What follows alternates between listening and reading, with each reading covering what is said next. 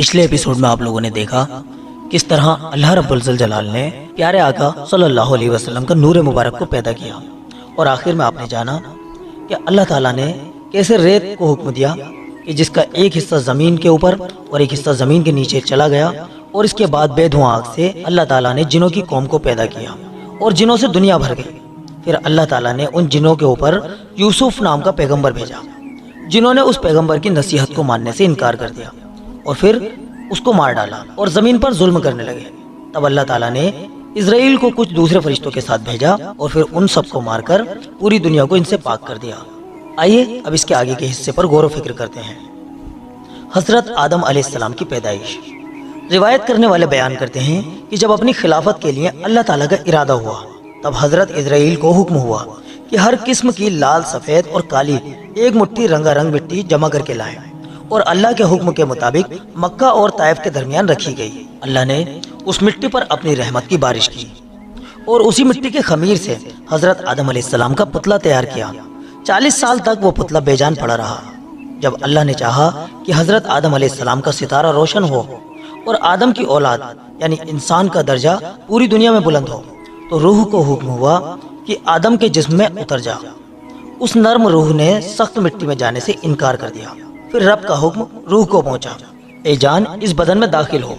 پھر جب روح آدم کے سر کی طرف سے داخل ہوئی تو جس جس جگہ پہنچتی جاتی پتھر بنا جسم ماس اور ہڈی میں بدلتا چلا گیا، اور جب سینے تک پہنچی تو حضرت آدم علیہ السلام نے اٹھنے کا ارادہ کیا، لیکن وہی زمین پر گر پڑے۔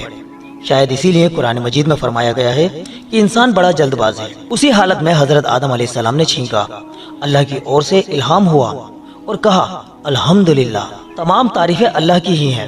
اس کریم رحیم نے اپنی رحمت سے فرمایا یرحمک اللہ، اللہ آپ پر رحمت فرمائے۔ یہ اللہ کی رحمت کا پہلا جلوہ تھا۔ اس کے بعد اللہ کے حکم سے ایک فرشتہ بہشت سے سجا سجایا جوڑا لایا، حضرت کو پہنایا اور عزت کے ساتھ تخت پر بٹھایا گیا۔ نقل ہے کہ حضرت آدم علیہ السلام کی پیدائش کے وقت فرشتے آپس میں کہتے تھے کہ اللہ خاک سے پیدا کر کے جس ہستی کو خلافت کی گدی پر بٹھائے گا تو وہ خدا کے نزدیک ہم سے زیادہ عزیز نہ ہوگا، اور غیب کے جاننے والے کے دربار میں ہم جو دن رات رہتے ہیں ہمیں امید ہے کہ ہمارا علم اس سے زیادہ ہوگا۔ پھر حق تعالیٰ نے تمام چیزوں کے نام حضرت آدم علیہ السلام کو سکھلا دیے۔ فرشتوں کو حکم دیا گیا کہ اگر تم سچے ہو تو ان چیزوں کے نام بتاؤ۔ فرشتے جواب نہ دے سکے، اپنی غلطی کو مانتے ہوئے بولے پاک ہے تو، ہم صرف اتنا ہی جانتے ہیں جتنا تو نے سکھایا ہے، اور تجھ سے بڑھ کر جاننے والا کون ہے۔ تب اللہ تعالیٰ نے آدم کو ظاہری اور باطنی کمال سے آراستہ کیا، اور اس کی عزت کو بڑھانے کے لیے فرشتوں کو جو کہ حضرت آدم علیہ السلام کے تخت کے چاروں طرف لائنوں میں ادب کے ساتھ کھڑے تھے، ان کو حکم دیا کہ آدم کو سجدہ کرو۔ تمام فرشتوں نے حضرت آدم کو سجدہ کیا، مگر ابلیس نے انکار کر دیا اور بولا میں آدم سے بہتر ہوں، اس لیے کہ مجھے آگ سے اور آدم کو مٹی سے پیدا کیا گیا ہے۔ ابلیس کے اس انکار سے اس کے اوپر فٹکار پڑی اور اسے فرشتوں کے ساتھ سے الگ کر دیا گیا۔ حضرت آدم بہشت میں رہنے لگے۔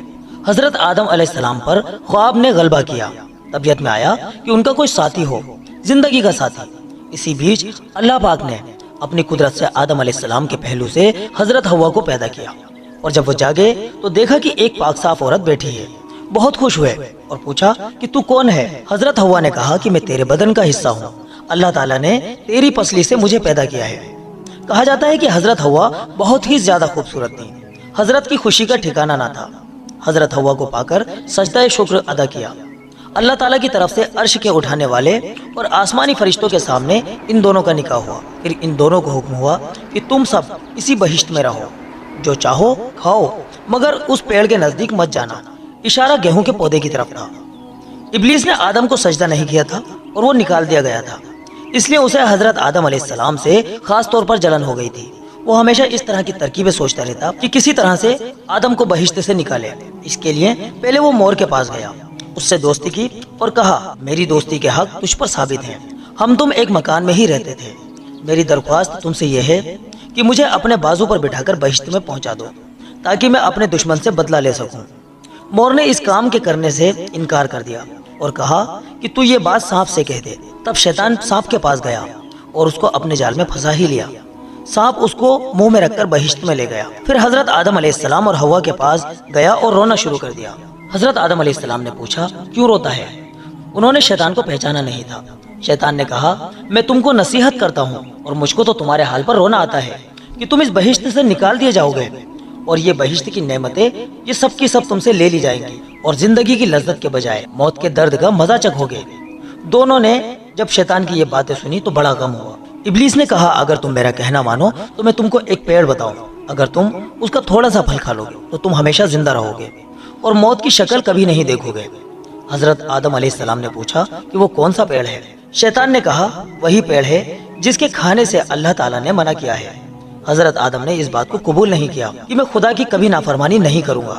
جب شیطان نے قسم کھائی کہ میں تمہارا بھلا چاہتا ہوں تو بھی وہ نافرمانی کے لیے تیار نہیں ہوئے اور اٹھ کر چلے گئے۔ پھر شیطان نے حضرت حوا کی خدمت میں جا کر اس طرح ان کے دل میں بھی وسوسے ڈالے اور سانپ نے شیطان کے کہنے پر گواہی دے دی۔ حضرت حوا نے آدم علیہ السلام سے فرمایا کہ سانپ تو بہشت کا خادم ہے اور وہ شیطان کے حق میں گواہی دے رہا ہے، تو میں پہلے اس پیڑ کا پھل کھاتی ہوں، اگر کوئی بات پڑے تو میرے واسطے خدا سے معافی مانگ لینا، اور نہیں تو تم بھی کھاؤ کہ ہم تم دونوں تمام عمر بہشت کی نعمتوں کو چین سے کھایا کریں۔ کہا جاتا ہے کہ اللہ تعالیٰ نے شروع میں ہی طے کر دیا تھا کہ آدم کی فرما بردار اولاد بہشت میں اور نافرمان اولاد دوزخ میں جائے گی، اور اگر سبھی کو جنت میں رکھنا ہوتا تو دوزخ کیسے بھری جاتی اور اعمال کا حساب کتاب ہی کیوں ہوتا؟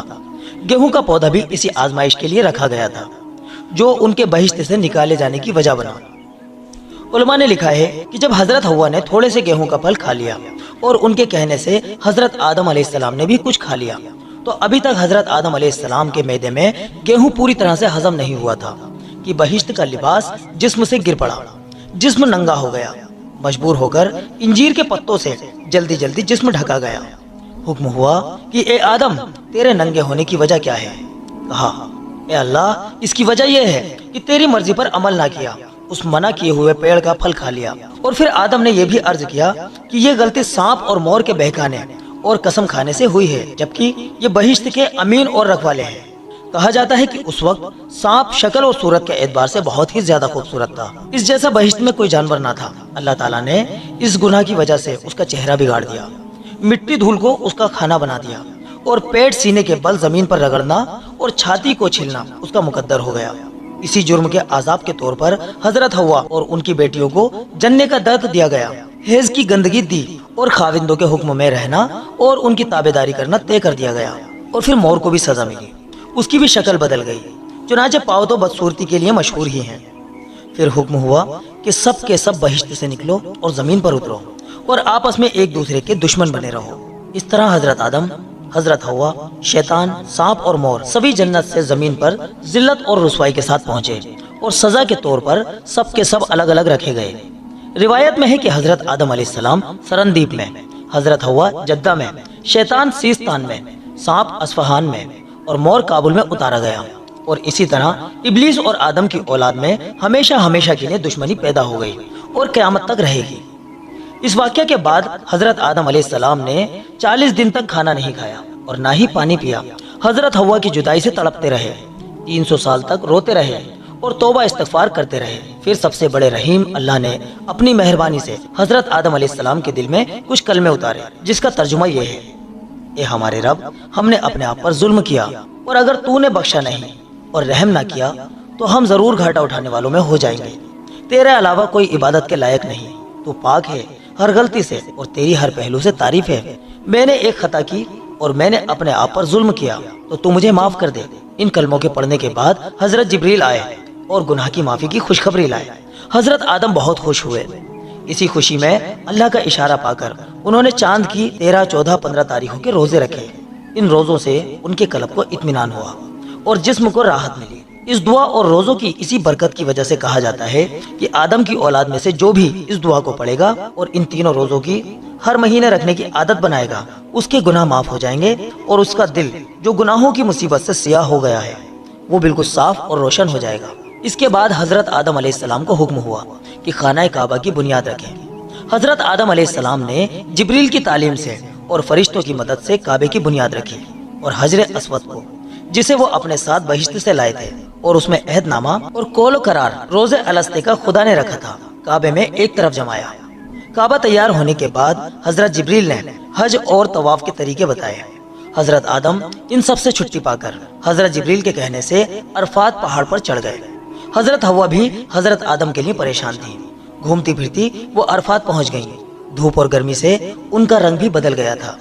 دونوں ایک دوسرے کو پہچان نہ سکے۔ حضرت جبریل نے ایک دوسرے کا تعارف کرایا، پھر دونوں کا ملنا ہوا۔